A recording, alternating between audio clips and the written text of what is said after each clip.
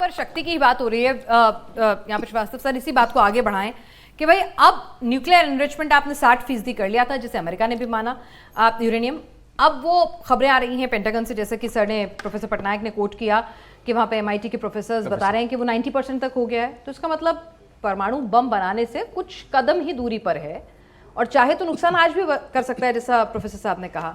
तो ऐसे में अब ये जंग आपको किस ओर जाती हुई दिख रही है? एक फ्रस्ट्रेशन लेवल आएगा जहां ईरान किसी भी हद तक जाएगा, या फिर उससे पहले अमेरिका कुछ ऐसा बड़ा कर जाएगा कि ईरान का वाकई में नक्शे से नामो निशान मिट जाएगा? विनाश, पहले मैं आपको कॉम्प्लीमेंट करना चाहूँगा, जो 3 आपने प्रोफेसर्स बुलाए हैं, ये बड़े शक्तिशाली प्रोफेसर्स बुलाए हैं। जिस तरीके से बात कर रहे हैं, मुझे एकेडमिशियंस कम फौजी ज़्यादा लग रहे हैं। ठीक है, तो इनकी बातचीत का अंदाज वही है, लड़ जाओ, मर जाओ, भिड़ जाओ। लेकिन मैं आपको एक चीज़ बताऊं, जहाँ तक परमाणु बम बनाने का, जो अभी प्रोफेसर साहब ने बताया, नदीम साहब ने, वो डर्टी बॉम्ब की बात है, तो रेडिएशन क्रिएट करेगा।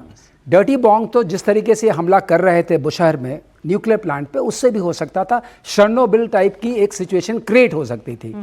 लेकिन यहाँ से जो हम बातें कर रहे हैं, जो हमारा आकलन है, मिलिटरली स्पीकिंग ईरान अभी ये नहीं करना चाहेगा, और 60% से 90% करने के लिए इतना आसान नहीं है। अगर आप सुन रहे हैं मीडिया में, तो पिछले 4 साल से चल रहा है कि ईरान 2 हफ्ते दूर है। आपने भी सुना है, हम लोग कई बार इसका प्रोग्राम कर चुके हैं, बस बना ही लिया, बस बना ही लिया। ये इतना आसान नहीं है। जो उसकी जो संरचना करनी पड़ती है, जो उसके लिए आपको एक व्हीकल तैयार करनी पड़ती है जिसमें वो जाएगा, जिस तरह के फ्यूजेस की जरूरत पड़ती है, इट टेक्स टाइम। तो अभी ईरान उतना करीब नहीं है, और 20,000 जब उनके टारगेट्स को डिमोलिश किया गया है, उसके बाद तो और भी नहीं है।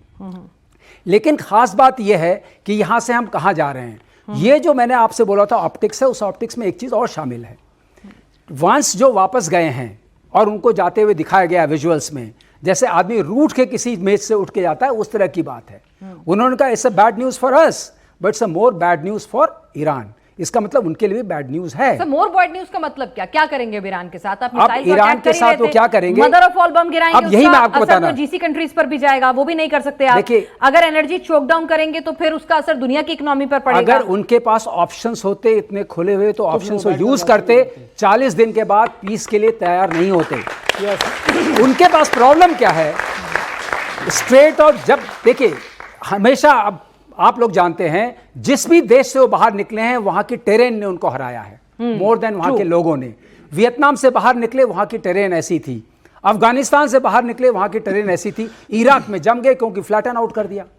जिस चीज को आप बॉम्ब नहीं कर सकते, और जहां आपको अपने आप जाना पड़ेगा, बूट्स ऑन ग्राउंड, वहां इतनी कैजुअलिटीज होंगी, इतने बॉडी बैग्स आएंगे, और जिस तरह के टेरेन वहां, जो 2 माउंटेनियस रेंज वहां है, ज़ेग्रोस एंड आर्गोस, ये दोनों उनको बचाएंगी। अब आप जब उसमें 51 to 52% रेंज ऐसी है, militarily speaking you can not establish a logistics chain. अगर आप लॉजिस्टिक चेन नहीं स्टैब्लिश करते हैं, कोई भी फौजें सर्वाइव नहीं कर सकती हैं। आपने देखा, उन्होंने 155 एयरक्राफ्ट भेजे थे। मतलब यानी शांति जो है अमेरिका की नीयत नहीं है, मजबूरी है। शांति मजबूरी बन जाती है, इसीलिए कहते हैं शक्ति से शांति। शक्ति से अशांति फैला दी आपने। हाँ। अब आप अशांति को शांति में कैसे कन्वर्ट करें? उसके लिए आपको एक दूसरे तरह की शक्ति चाहिए। उसके लिए जो शक्ति चाहिए, उसमें आर्ट ऑफ डील नहीं चाहिए। धमकी धमकी धमकी, कहीं तो कुछ आपको करना पड़ेगा। होगा तो एक और धमकी दे रहे हैं, कह रहे हैं कि स्ट्रेट ऑफ हॉर्मुज खुलवा। देखिए, नहीं, आज उन्होंने चाइना को भी धमकी दी है। नहीं सर, वही मैं कह रही हूँ ना। अगर आप देखें, ईरान के पास अगर अभी बचा है दुनिया पर प्रेशर बनाने के लिए, क्या बचा है? उसका स्ट्रेट ऑफ हॉर्मुज बचा है। आप रास्ता रोकेंगे तो उसके बाद क्या होगा कि पूरी दुनिया पर असर होगा। वही नहीं बचा है। आप ये समझिए, GCC countries are the engine of financial growth of the whole world. True. Particularly South East Asia. हम लोग, हमारे घर के चूल्हे वहां से जलते हैं। और जो हीलियम गैस की उन्होंने बात की ना, हीलियम गैस अगर ताइवान नहीं पहुंचती है, तो वहां पर एक है ताइवान सेमीकंडक्टर मैन्युफैक्चरिंग कंपनी। आप लोगों की इंफॉर्मेशन के लिए, 95% जो चिप्स वहां बनते हैं, जिसके लिए हीलियम की जरूरत पड़ती है, 99% हीलियम यहां से आती है, कतर से। वो, उसके बिना चिप्स नहीं बनेंगी सेमीकंडक्टर। अब मैं बताऊं चिप्स का महत्व क्या है। जो टोमाहॉक मिसाइल होती है, पैक मिसाइल्स होती हैं, थार्ड की होती हैं, ये सारी कहां से, किससे बनती? उन्हीं चिप्स से चलती हैं। हमारे यहां भी मिसाइल उन्हीं से बनती हैं। तो सवाल यह है कि अगर आपके पास चिप्स नहीं है तो मिसाइल्स नहीं है, मिसाइल्स नहीं तो प्रिसिशन नहीं है। कैसे लड़ेंगे आप? तो वो समस्या खड़ी हो गई है, ये अनजाने में खड़ी की गई, क्योंकि ट्रंप को यह अंदेशा था कि एक एक्सकर्शन है, हम जाएंगे और आ वेनेजुएला काम करेंगे और लौट आएंगे। सबने वार्न किया था, हम सब ने कहा था उससे पहले कि ईरान पे ऐसे आप जा नहीं सकते चहलकदमी करते हुए, क्योंकि ईरान में माउंटेनियस रेंजेस हैं और एक बार आप उसके ऊपर बैठ गए तो उसको खाली कराना इतना आसान नहीं। मैं आपको बताऊं, इंडियन आर्म फोर्सेस ने जो काम किया था, आप लोग ताली बजा सकते हैं। कारगिल में जो आपने विजय पाई, बाल्ड माउंटेन था। Bald mountain means not a tree, not a grain of grass. उसमें हमारी फौजें चढ़ के उन्होंने पाकिस्तानी फौजों को हटाया। कोई नहीं समझ सकता, आज तक ये स्टडी किया जाता है कि कारगिल को आपने जीता कैसे।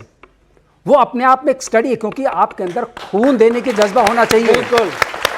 The only thing, America has everything, all weapons, all kinds of weapons, precision weapons, munitions, intelligence, targeting intelligence.